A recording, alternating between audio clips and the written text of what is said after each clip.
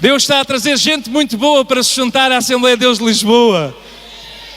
Com gente assim, os irmãos estão à espera, os irmãos segurem-se à cadeira, porque esta igreja vai se mover. Nós cantamos isto hoje lá na Graça. Oh, esta igreja se moverá. Então vai se mover. Não com o terremoto, graças a Deus não caiu nada. Ainda que a terra trema, nele nós confiamos. Aleluia.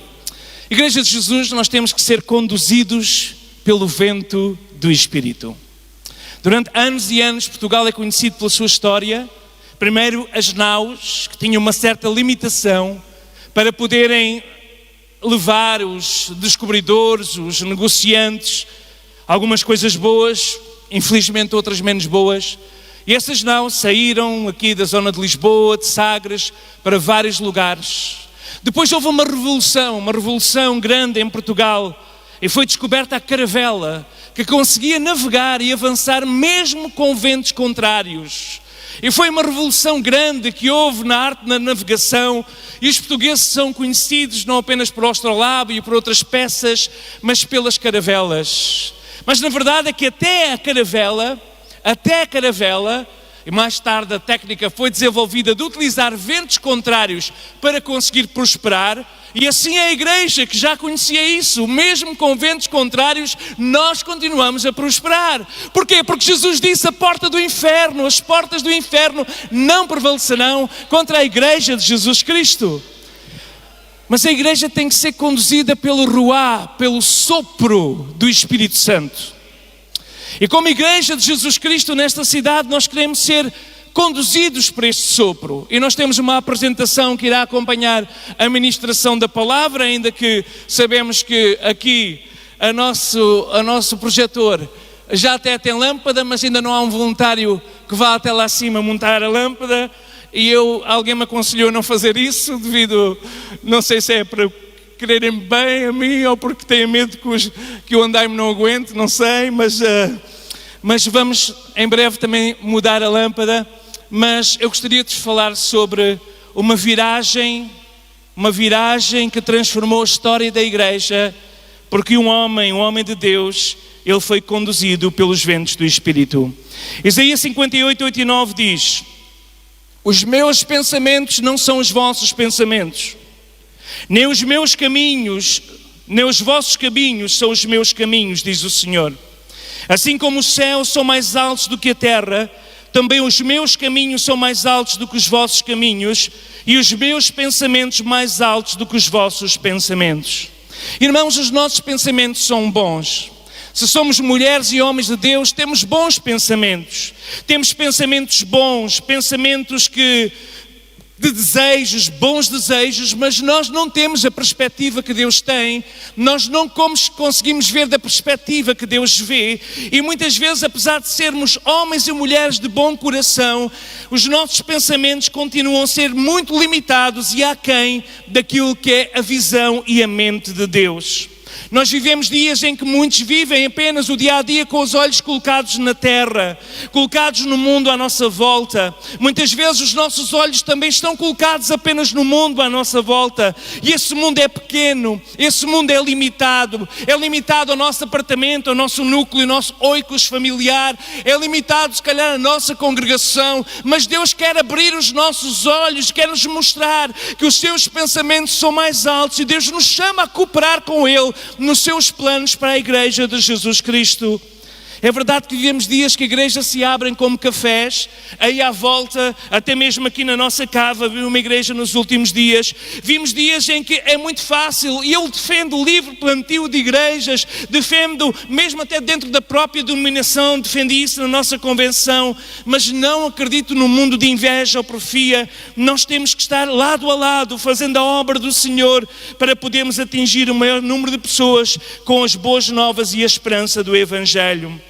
O apóstolo Paulo dizia em Filipenses 1,15: na verdade alguns pregam a Cristo por inveja e rivalidade, mas outros fazem de boa vontade. E nós queremos ser aqueles que fazem de boa vontade. Agora a questão é, o que é que nós estamos a fazer? Estamos nós a obedecer ao desejo do coração de Deus, como igreja de Jesus Cristo nestes últimos dias? Onde é que está o nosso coração? Temos nós tempo suficiente para ouvir a sua voz? Conseguimos nós tirar tempo à parte, no meio do ruído, no meio da azáfama, no meio do corre-corre da semana, para ter momentos de estar aos seus pés e ouvir o seu input, a sua direção, a sua vontade? Estamos nós a passar tempo de intimidade com Deus? Eu lembro-me que nos tempos em que Deus nos chamou para o ministério, às vezes recordo com saudades esse tempo, talvez menos responsabilidade, mas um grande paixão, um grande sentimento de ver Deus a se manifestar nesta nação, de ver os fundamentos da idolatria serem trocados por cristianismo, por discípulos de Jesus Cristo. E nós passamos e vivemos e tivemos a experiência de começar, como já mencionei aqui, a igreja dentro da nossa casa, ganharam vida à vida. Cada pessoa que entrava e que ouvia e que aceitava Jesus era uma festa para nós tão grande. Uma pessoa era uma festa. Lembro-me quando Deus nos trouxe a primeira jovem adolescente, como foi importante para nós, e o seu irmão, aquela criança, o João, que depois foi responsável da multimédia da igreja. E quando nós recebemos aquelas pessoas, os primeiros crentes, amávamos-o profundamente, queríamos que eles crescessem, se desenvolvessem, e estávamos construindo juntos a igreja. Saímos do instituto cheios de desejo de ver a glória de Deus se manifestar. Lembro perfeitamente que ali em Pias do Baixo Alentejo tivemos aquele primeiro amor, acabado de sair do instituto. É inigualável, incomparável. Foi os tempos mais felizes da nossa vida, quando Deus nos dava e fazia coisas em Brinches, numa pequena aldeia onde tinha o melhor pão sobre a face da terra. Os crentes começaram a partilhar o Evangelho. Começámos numa casa particular e depois alugámos a taberna do centro da cidade para ser a nossa casa de oração, da aldeia para ser a nossa casa de oração. Mais tarde fomos até Serpa, o centro do concelho. Mais tarde chegámos a Cuba. Pensávamos que estávamos ali a começar algo de novo, sem perceber que já havia ali uma congregação fundada pela missão Team, que nos anos 50 e 60 missionários vieram da América e de outros lugares para ensinar às crianças. E quando nós, um dia a conversar com um dos vizinhos, o vizinho nos disse: sabe, nós apresentámos que era missionário, que éramos missionários e que estávamos ali com missionários evangélicos. E o vizinho disse: eu lembro-me de uns missionários também. Eles eram americanos, eles traziam um acordeão e colocavam assim uma coisa com figuras e contavam as histórias da Bíblia. E aqui mesmo onde estão as nossas casas, na altura era um terreno batido, eles montaram uma tenda e muita gente conheceu Jesus. E eu pensava que estávamos ali a começar algo novo, mas há outros que tinham estado antes de nós a plantar, a orar.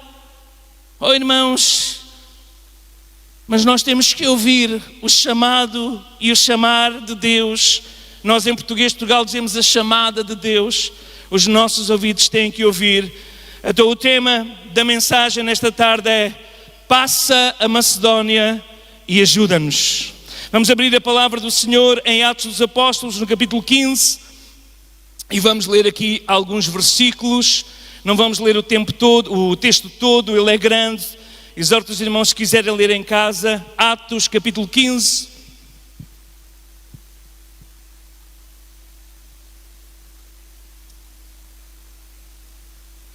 Glória a Jesus. Vou só buscar aqui o comando para controlar ali a projeção, ainda que não dá muito para ver, mas vamos tentar que aconteça o melhor. Atos capítulo 15, e vamos ler o verso 36. Diz assim a palavra do Senhor: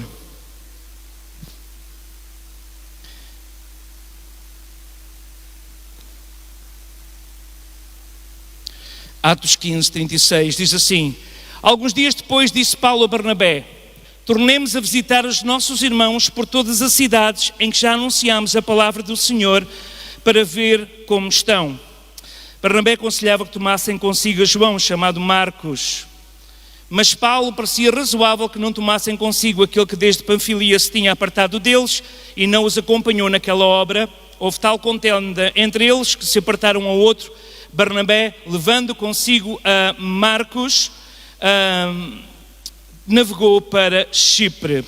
Vamos agora até ao verso 40, diz: E Paulo, tendo escolhido Silas, partiu encomendado pelos irmãos à graça do Senhor. E passou pela Síria e pela Cilícia, confirmando as igrejas. E chegou a Derbe e Listra, e eis que estava ali um certo discípulo, por nome Timóteo, filho de uma judia que era crente, mas de pai grego, do qual davam bom testemunho os irmãos que estavam em Listra e em Icônio. Paulo quis que ele fosse com ele, e tomando-o circuncidou por causa dos judeus que estavam naqueles lugares, porque todos sabiam que o seu pai era grego.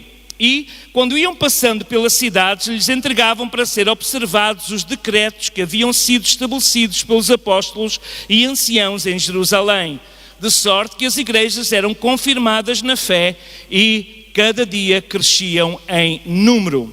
E passando pela Frígia e pela província da Galácia, foram impedidos pelo Espírito Santo de anunciar a palavra na Ásia. Quando chegaram a Mísia, intentaram ir a Bitínia, mas o Espírito de Jesus não lhe permitiu. E tendo passado por Mísia, desceram a Troade. E Paulo teve de noite uma visão em que se apresentava um varão da Macedónia e lhe rogava, dizendo: passa à Macedónia e ajuda-nos. E logo depois desta visão procuramos partir para a Macedónia, concluindo que o Senhor nos chamava para lhes nos anunciarmos o Evangelho. Até aqui a palavra do Senhor. Os meus pensamentos não são os vossos pensamentos. Todos nós estamos de acordo que Paulo era um homem de Deus, um homem de Deus, um homem com uma visão, com uma chamada, com um propósito, com uma razão de ser. Paulo tinha um bom propósito, e nós vemos aqui que o propósito que ele tinha não era nada mais senão aquelas igrejas que ele tinha edificado com a ajuda ou melhor, sendo direcionado pelo Senhor, tinha edificado com açoites, com lágrimas, aquelas igrejas que ele tinha fundado. Ele tinha agora a incumbência de levar o resultado do concílio de Jerusalém, do capítulo 15, e levar esse resultado do concílio que os libertava do jugo judaizante, que os libertava do legalismo, para serem cristãos agora numa nova aliança que Jesus Cristo, e que pareceu bem aos apóstolos em Jerusalém não impor sobre os novos cristãos. E havia uma preocupação, uma boa preocupação. Nós vemos no capítulo 15, verso 36, quando Paulo fala com Barnabé, ele diz: tornemos a visitar os nossos irmãos para ver como é que eles estão. Então havia uma boa preocupação, ver como é que eles estão. No verso 41 nós vemos Paulo dizer que escolheu Silas e ele partiu, e diz que ele confirmava, ia confirmando, verso 41, passou pela Síria e a Cilícia confirmando as igrejas. Então havia uma preocupação para ver como os irmãos estavam, e havia uma preocupação de consolidar as igrejas que tinham sido plantadas por estes servos do Senhor. Havia também a preocupação de trazer a doutrina de Atos, capítulo 15, quando chegaram a Jerusalém, lhes anunciaram estas coisas grandes. Eles tinham feito, por exemplo, o relatório, e depois de apresentar o relatório, as cartas, e claro, está lá no verso 28, aquilo que tinha parecido bem ao Espírito Santo: não impor mais nenhum encargo, senão que os abstinhais das coisas sacrificadas aos ídolos, do sangue, da carne sufocada, da fornicação, e dessas coisas bem fareis, se vos guardardes, bem vos há. Então eles partiram para Antioquia, levaram esta carta, a igreja de Antioquia ficou animada e pensaram: temos que levar também esta doutrina, esta instrução a toda a igreja que nós plantamos na Síria. Então havia um bom desejo. O verso 5 diz que quando Paulo chegou com Silas, as igrejas eram confirmadas na fé e as igrejas cresciam a cada dia em número. Havia uma boa atitude. Chegamos lá ao versículo 5 também do capítulo 16, que diz que as igrejas eram confirmadas. Já lemos este versículo. Depois nós vemos também no versículo 4, quando eles passavam, entregavam aquela doutrina dos decretos que haviam sido estabelecidos pelos apóstolos e anciãos. Então, preocupação, consolidação, doutrinar, avivar a igreja, despertar a igreja, e no final do verso 5 diz que faziam crescer a igreja, pois a cada dia crescia a igreja em número. E este era um bom propósito. A experiência era uma boa experiência. Eles tinham sido delegados pela convenção, a convenção da Igreja de Jesus Cristo, o concílio: discipular, doutrinar, equipar, levantar ministérios. Este é o melhor propósito. Eu lembro-me quando estava debaixo da minha liderança, ali no Baixo Alentejo, quando Deus colocou no meu coração uma visão. Primeiro começa por inquietação, quando nós percebemos que o nosso tempo está a chegar ao fim. Nós ficamos inquietos, não nos sentimos bem. E Deus começou a colocar uma visão no nosso coração. Já partilhei isto aqui uma vez com os irmãos. Uma visão de apoiar aqueles missionários que estavam a plantar igrejas no interior e que não tinham oportunidade de, como nós, ali nas igrejas maiores, no meu caso, por ter a igreja que era da minha esposa por trás de nós, a igreja que era do meu pai por trás de nós, a igreja de Queluz que nos estava a enviar como missionários, mas havia muitos outros colegas que às vezes queriam fazer algum tipo de intervenção pública e não tinham como fazer, e Deus começou a incomodar no meu espírito. A visão do meu pastor era correta. Ele disse, eu fui ter com o meu pastor Luís Reis, ele disse-me: Josué, tens que ficar mais um tempo, tens que consolidar o que ganhaste, tens que estabelecer ministérios, tens que ficar aqui, tu tens que continuar aqui, o trabalho foi iniciado, é muito recente, o trabalho tem apenas 7 anos, esta última fase apenas 3 anos, há muito trabalho a consolidar, mas havia uma inquietação dentro do meu coração. E todas aquelas vidas que viviam naquelas aldeias no interior, que não tinham oportunidade de ouvir a proclamação do Evangelho, e todas aquelas vidas que haviam em África que não tinham oportunidade de ouvir o Evangelho, e vinha aquela visão, uma visão de começar um ministério itinerante para apoiar os missionários em Portugal e mais tarde também na obra missionária. Mas a visão da liderança era: tens de ficar, tens de continuar, tens de consolidar. Não que fosse errado o pensamento do nosso pastor Luís Reis, pelo contrário, era certo. Quando nós saímos, de facto, o trabalho sofreu um grande revés. Era uma boa intenção, mas nós não podemos governar a Igreja de Jesus Cristo como quem governa uma empresa ou quem governa algum tipo de empreendimento pessoal. Deus dá-nos a oportunidade de cooperar com Ele no movimento de Jesus Cristo, que é a sua Igreja, e nós temos que pedir toda a direção do céu. Nós não podemos usar as estratégias do mundo para fazermos a obra do Senhor. Nós precisamos a cada dia depender de uma nova estratégia, de uma nova visão, de uma nova direção do Espírito, porque a Igreja deve ser conduzida pelo vento do Espírito, tal qual as caravelas foram, deram a volta ao mundo, descobriram novos mundos, levaram a cruz de Cristo, infelizmente às vezes pela força, mas levaram o nome de Cristo a tantos lugares, ao Japão, às Ilhas Molucas, ao Brasil, à África, à Ásia. A verdade é que o Espírito Santo nos chama a nós como igreja a continuarmos para o mundo, olhar para o mundo que é o campo, para o globo que era o campo, e ouvirmos o clamor, porque o clamor continua a soar: passa a Macedónia e ajuda-nos. Irmãos, nós não somos profissionais do Evangelho, nós não somos senhores da igreja, nós somos ministros, nós somos servos, nós somos pastores e não mercenários. Quem é que dirige a nossa vida? Quem é que dirige a tua vida? Quem é que dirige a tua vida? Quais são os teus compromissos? Os teus compromissos que dirigem a tua vida é os teus empréstimos, as tuas filosofias, a tua carreira, o teu emprego? Ou será que quem dirige a tua vida é o Senhor? Fazer a obra do Senhor é bom, mas realizar a vontade de Deus é melhor. E às vezes a vontade de Deus difere um pouco da nossa visão e da nossa vontade, porque os seus pensamentos são mais altos e os seus caminhos são mais altos. Irmãos, eu tenho a clara noção que a Assembleia de Deus de Lisboa está em pé pela visão missionária que os nossos pais estabeleceram e que nós queremos continuar, e acredito que Deus já tocou no coração das pessoas aqui para oferecerem aquelas motas. A Rosa falou comigo e disse uma mota. Eu disse: ok, então uma moto nós podemos apresentar, mas no vídeo já pede 2. É assim, pedi e dar-se-vos-á, pedi e dar-se-vos-á, não é? Louvado seja o Senhor por alguém que vai sempre mais além no sentido de crescimento. Louvado seja o Senhor.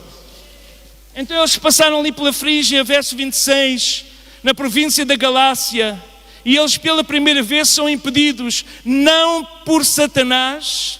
Eles foram impedidos não por as autoridades romanas, eles foram impedidos não por demónios ou por opressão maligna, mas Lucas diz que eles foram impedidos pelo Espírito Santo de anunciar a palavra.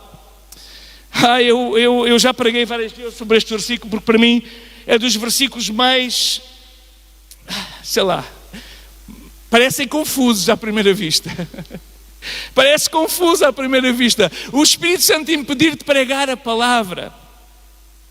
É que o propósito de Deus para a vida de Silas e de Paulo não era a Ásia. O propósito de Deus era a Macedónia.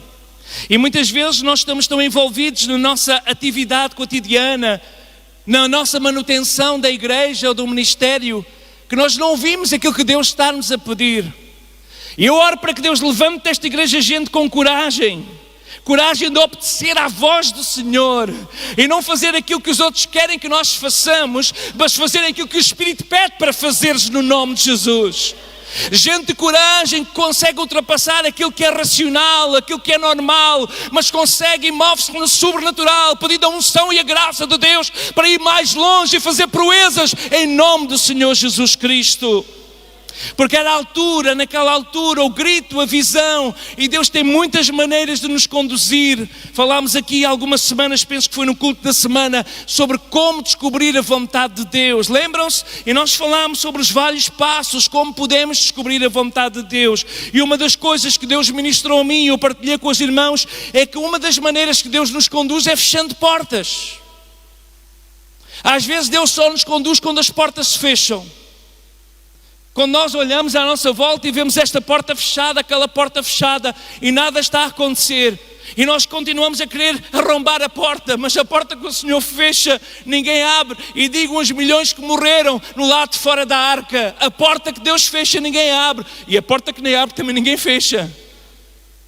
Mas quando Deus fecha a porta, às vezes nós queremos arrombar, dizendo: Senhor, esta porta aqui tem que ser aberta, eu tenho que continuar no meu propósito. Deus diz: tu já não percebestes que não é para continuares aí, eu tenho algo novo para tu saíres do teu lugar de conforto e ainda fazeres alguma coisa que seja no centro da vontade de Deus. As portas por vezes fecham-se para nós percebermos o que é que Deus tem para nós. Mas na euforia do sucesso, ou então na euforia da estabilidade, será que existe euforia na estabilidade? Às vezes nós não paramos para perguntar qual é a vontade do Senhor. Foi de noite, o apóstolo Paulo, sem saber o que fazer nem para onde ir, o apóstolo Paulo parou para ouvir a voz do Espírito Santo. E lhe aparece um homem com vestes europeias, macedónicas, ali naquela zona da Grécia, e diz: passa a Macedónia e ajuda-nos. E diz a palavra do Senhor que depois desta visão, verso 10 do capítulo 16, depois desta visão procuramos partir para a Macedónia. Homens experientes entendem, servos e servas de Deus experientes entendem, quando Deus está a fechar uma porta é porque às vezes nós estamos tão embriagados com o nosso sonho, que o sonho de Deus deixou de ser o nosso sonho. O nosso sonho, nós queremos convencer Deus do nosso sonho e dizemos: Deus, está aqui o pacote, está aqui, é isto que eu espero que tu faças, Senhor, faz assim, olha assim, é assim, desta maneira. E o Senhor diz: mas eu não quero fazer assim. Quem é que é o Senhor da igreja? Quem é que dirige a igreja? Qual é o vento que nós queremos que realmente possa soprar nas velas da igreja? Então diz que Paulo, Lucas está a escrever e narrar e diz assim: depois daquela noite em que ele viu aquele varão que se apresentou e lhes disse: passa a Macedónia e ajuda-nos, diz a palavra que eles entenderam. Eu gosto disto, não é? Eles concluíram que o Senhor nos chamava para anunciarmos o Evangelho. Eles entenderam que o plano de Deus era Macedónia e não consolidar e não continuar o trabalho que tinham começado. Ali não há tempo para orçamentos. A viagem é ampliada. De 400 agora passa para 1200 quilómetros. 3 vezes mais distância. O orçamento que eles tinham levantado dos fundos tinha que depender agora da graça e da provisão divina. Estadia em ilhas desconhecidas. A entrada numa província onde a presença da segurança do judaísmo já não existia. O grande erro dos departamentos de missão é os orçamentos.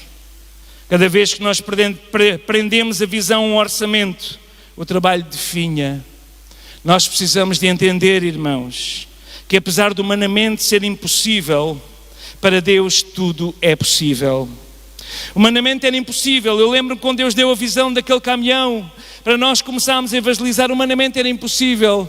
Eu tinha acabado de terminar vários pagamentos que nós fizemos quando casámos, etc. Tínhamos agora 3 filhos, tínhamos 3 crianças pequeninas, tínhamos a estabilidade da nossa casa que tínhamos acabado de comprar, tantas coisas para acontecer, mas Deus estava-nos a chamar para algo novo, algo diferente. Eu penso que já contei aqui essa experiência, mas nunca é demais nós lembrarmos para aqueles novos que estão connosco. Foi num culto na congregação de Reguengos, sentado na fila da frente estava o nosso irmão Manuel Cartacho Martins, um dos pioneiros da Igreja Assembleia de Deus de Angola, e ele ouviu a apresentação do ministério e ele pegou nas suas poupanças e entregou ao ministério para começarmos a obra de evangelização do interior. E ele disse-me na altura, nunca mais esqueço as suas palavras, ele disse na altura, eu disse, sabes, há 60 ou 70 anos atrás, Josué, eu partilhava o sonho com os jovens que Deus estava a encher e batizar no Espírito Santo. E Deus tinha-me dito naquela altura que nós comprássemos um caminhão com um toldo, equipá-lo com um fogão a gás, ir à obediência do ídolo e evangelizar Portugal. Nesse grupo de amigos estavam os nomes de João Hipólito, Virgílio Condenso, Joaquim e Manuel Cartacho Martins. 60 anos ou 70 anos mais tarde, este jovem que está diante de vós apresenta o sonho que tinha ficado guardado pela amplitude da obra e este irmão se dispôs a apoiar. Irmãos, Deus é o Senhor da igreja. Eu não tenho medo, ainda que humanamente às vezes nós ficamos com medo porque perdemos alguma segurança, alguma estabilidade, algumas certezas, mas aquilo que é humanamente impossível, como foi na altura e quando eu estava a preparar esta mensagem, Deus me trouxe novamente e lembrou-me, lembras-te, Josué? Lembras-te como eu sim fui contigo?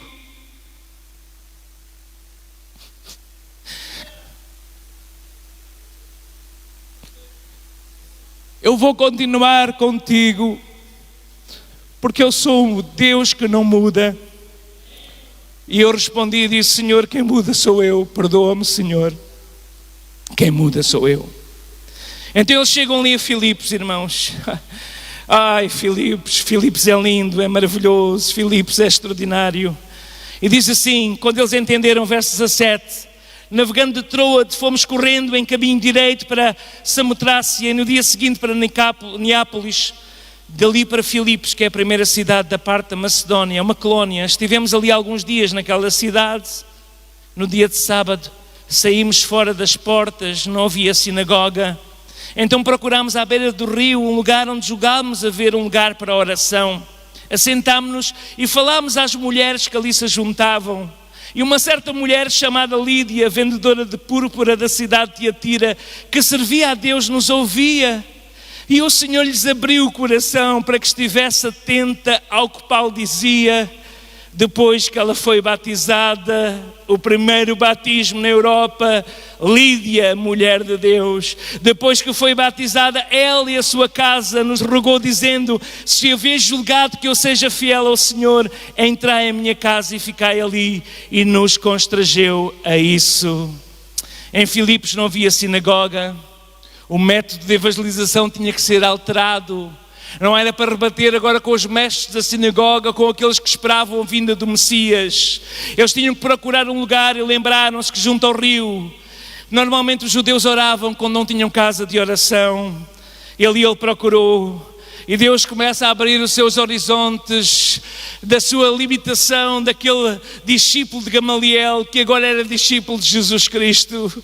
Enquanto discípulo de Gamaliel, ele sabia que o pátio das mulheres ficava muito depois do pátio dos homens.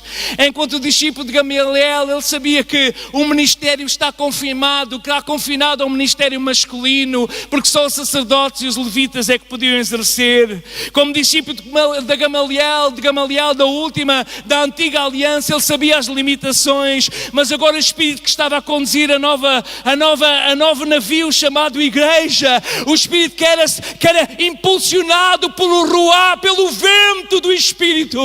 Ele agora encontra uma mulher que vendia tecidos vermelhos para os ricos, uma mulher que vendia tecidos talvez para as mulheres da vida, uma mulher, eu não quero aqui especular, que fazia do seu negócio, e o Espírito Santo abre o coração daquela mulher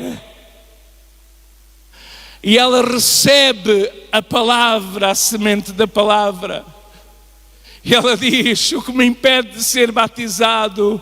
Paulo já tinha ouvido certamente acerca de Filipe, que quando ele pensava que os eunucos também não podiam entrar no templo, quando ele conhecia pela lei que os eunucos não podiam exercer o sacrifício, não podiam sacrificar naquele pátio, que os eunucos não podiam sequer fazer ministério. Mas Paulo ouviu Filipe contar como o Espírito lhe disse: chega até esse carro. E lá ele olhou para cima, um homem certamente cheio de tatuagens, de brincos, com um aspecto meio efeminado, o mordomo da rainha de Candace.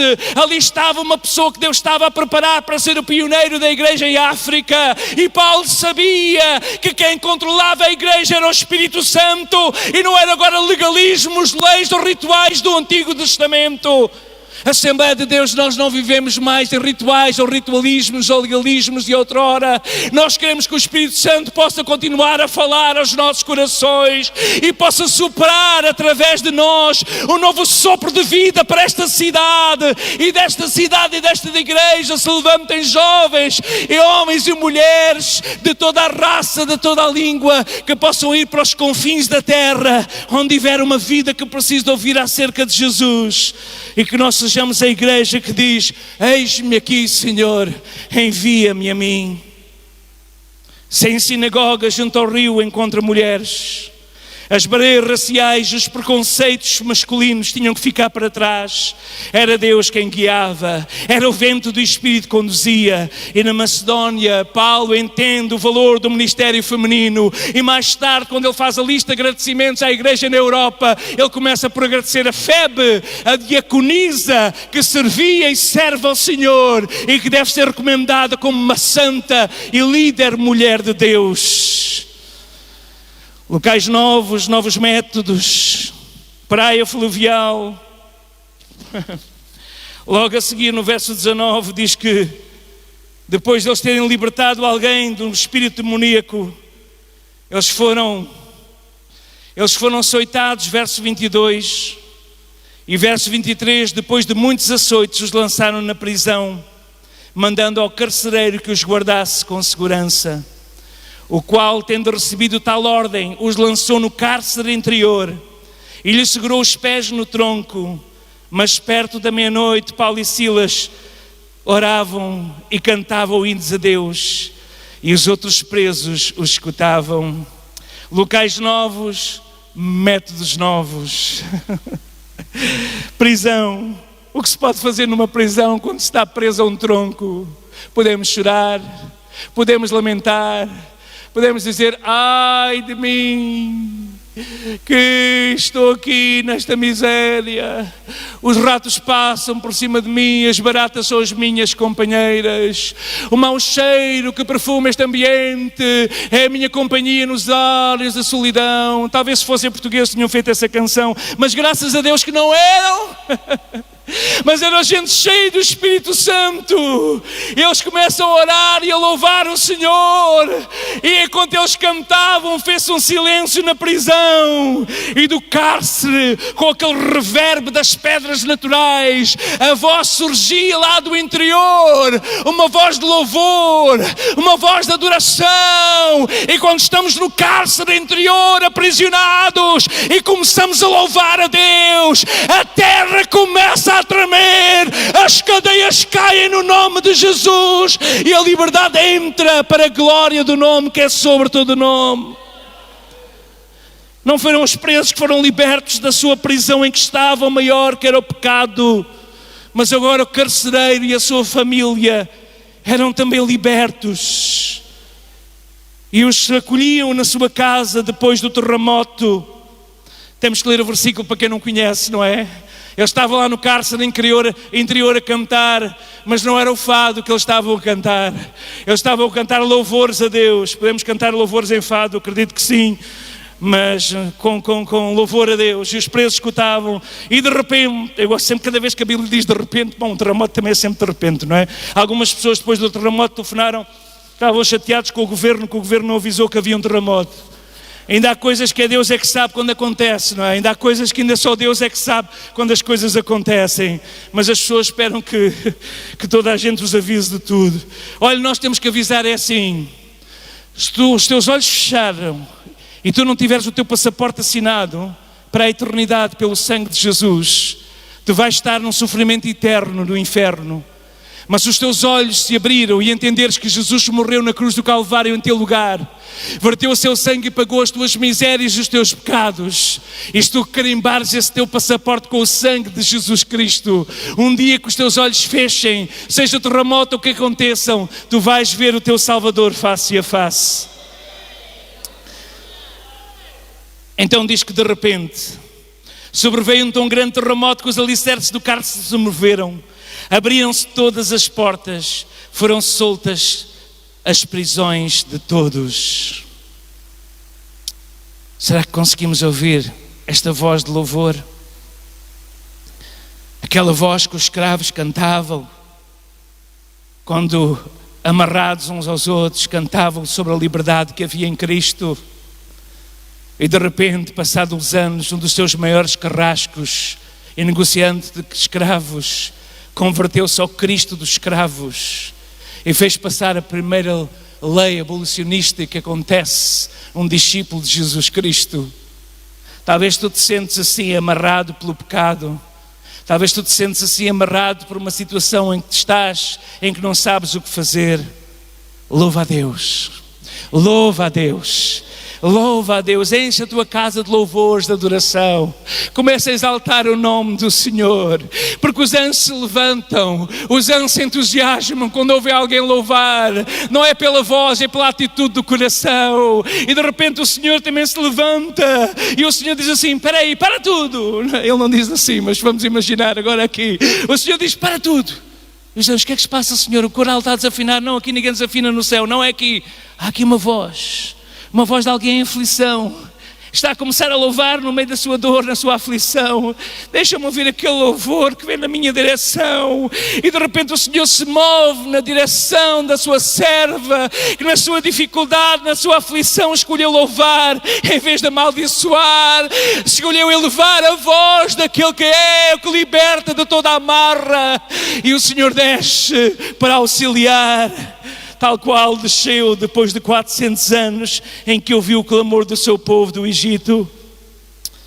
Eu sei que o alvo de muita gente, eu não tenho tempo para a palavra toda, mas eu sei que muitos vivem, como já no capítulo 17, vivendo a filosofia epicura, a filosofia cada vez mais atual sobre o prazer, a felicidade.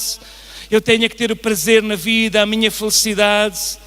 Mas, irmão, Paulo era um homem apaixonado. No verso 12 do capítulo 17 diz que mulheres de classe nobre, e vai lá alguns homens também, eles aceitaram Jesus. Agora até Lucas já está apaixonado pelo que o Senhor estava a fazer com as mulheres.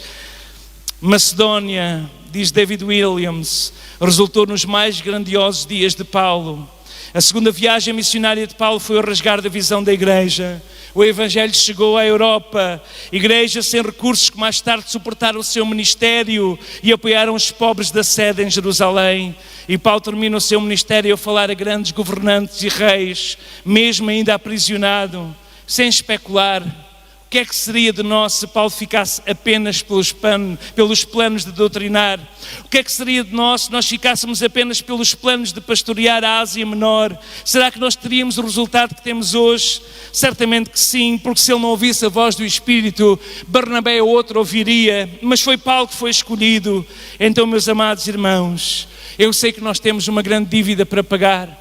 Eu sei que nós temos um grande compromisso financeiro e temos muita coisa para organizar aqui, mas nesta nova temporada que nós estamos a começar, irmãos, nós não podemos deixar de desafiar-nos a cada um de nós para olharmos para fora.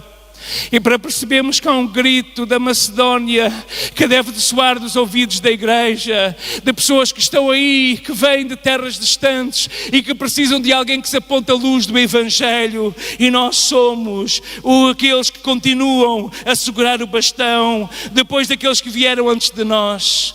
Paulo tinha uma boa ideia: consolidar, desmascarar os judaizantes, proteção daqueles crentes novos contra os falsos profetas, segurança. Macedónia traz o desconhecido, Macedónia traz a distância de casa, Macedónia traz uma nova comunidade pobre, Macedónia traz a insegurança. Oh, meus amados irmãos, é por isso que quando Paulo escreve Romanos 12:2, ele escreve à igreja na Europa, preocupado com a continuidade da igreja da Europa, e diz: não vos conformeis com este mundo, mas transformai-vos. Nós é que temos que nos transformar. Transformai-vos pela renovação da vossa mente, para que experimenteis qual seja a boa, agradável e perfeita vontade de Deus. Eu creio que Deus está a procurar gente louca por Cristo.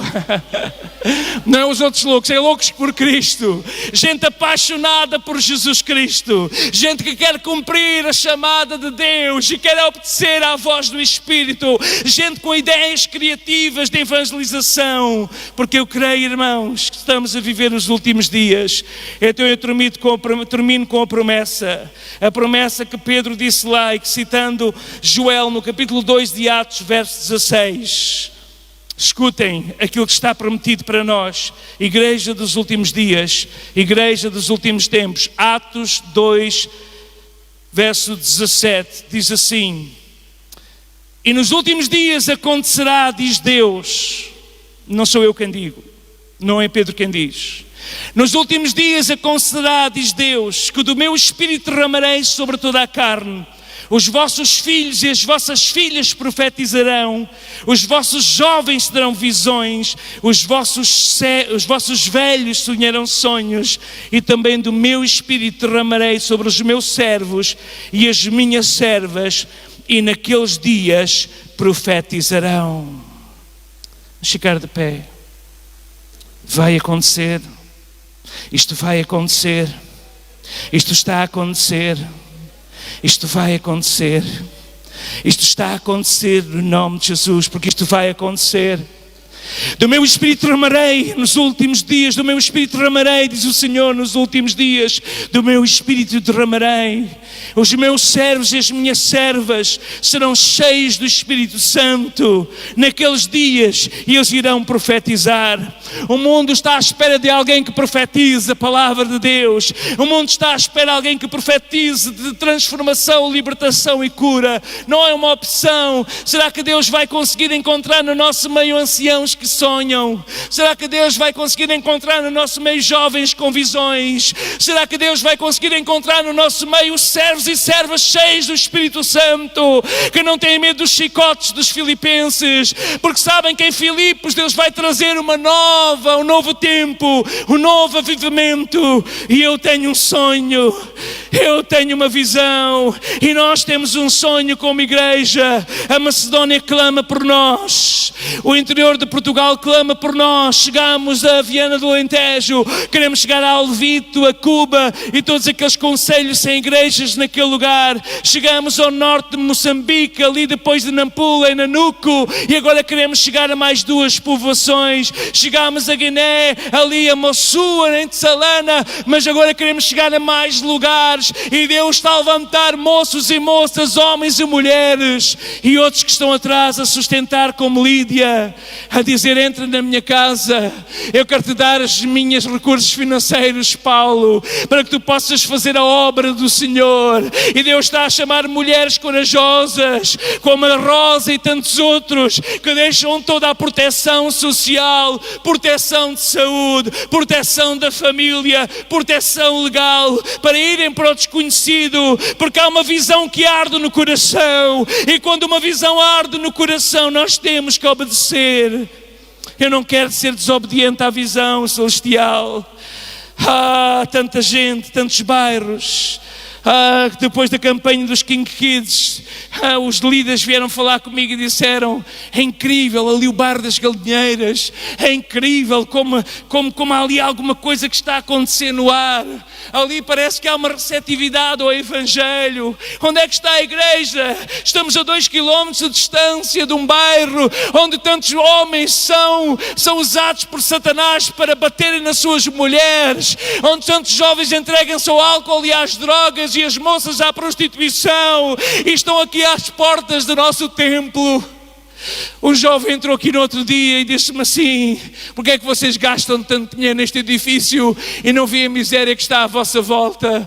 E eu disse-lhes assim: nós vemos a miséria e queremos precisamos do edifício para equipar as pessoas, precisamos do hospital para trazer os doentes que vêm ter connosco, precisamos de tratar pessoas que vêm cheias de pecados, cheias de tantas coisas do passado e que aqui encontrem transformação e são cheios do Espírito Santo, são sarados do seu passado, das suas falhas, das suas misérias e recebem uma nova unção, uma nova oportunidade de fazer história nestes últimos dias da igreja e de serem cooperadores com o Espírito Santo para uma nova fase da igreja de Jesus Cristo.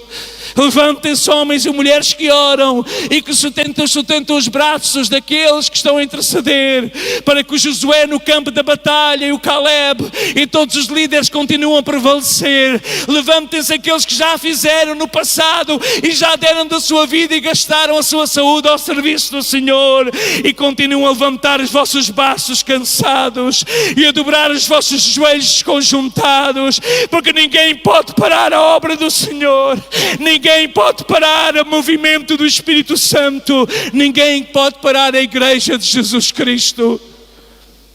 Infelizmente há alguém que pode parar, somos nós, só nós, mais ninguém. Mas nós não queremos parar, Senhor. Nós não queremos parar, Senhor. Nós não queremos parar. Nós queremos sair da nossa zona de conforto. Nós queremos estar na brecha. Nós queremos fazer aquilo que Tu nos chamas a fazer nestes últimos dias. Ser uma igreja que toma uma atitude proativa, uma atitude ativa de evangelização, uma atitude ativa de orar pelos enfermos e pelos aprisionados de Satanás, uma atitude de fé. Gente que se levanta na força e no poder do Espírito Santo, gente imperfeita, gente falível, gente que tem tantos defeitos, mas entrega tudo isto aos pés da cruz e diz: Senhor, resolve Tu as minhas fraquezas e enche-me da Tua excelência, porque eu com a Tua excelência, o vaso pode ser de pau, o vaso pode ser de barro, o vaso pode não ser de ouro, mas que o conteúdo seja a unção do Santo dentro de mim. E no nome de Jesus, Deus está a chamar o ministério da igreja, moços e moças, jovens e adolescentes que se levantam na força e no poder do Espírito Santo para fazer a obra dos últimos dias da igreja da terra. Quantos querem fazer parte desse mover do Espírito Santo? Quantos querem dizer nesta tarde: eis-me aqui, Senhor,